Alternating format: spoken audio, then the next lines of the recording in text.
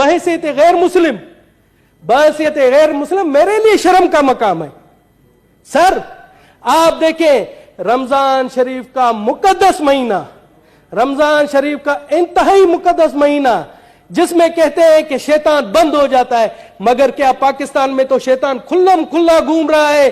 آپ دیکھیں کیلے کا ایک درجن رمضان شریف سے پہلے 150 روپے کا تھا، آج 400 450 روپے کا ہے. اسی طرح سے سیب کی قیمت دیکھیں، اسی طرح سے آپ گوشت کی قیمت دیکھیں، اسی طرح دوسری ضرورت زندگی دیکھیں.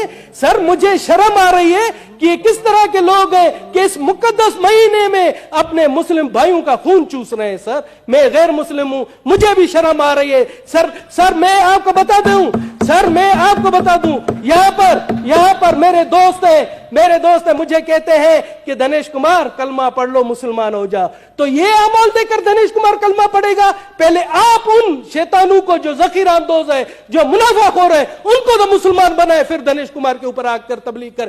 میں چاہتا ہوں یہ رولنگ دے کہ جب تک ان کو مسلمان نہیں بناتے ہم پر تبلیغ نہیں کریں گے. جناب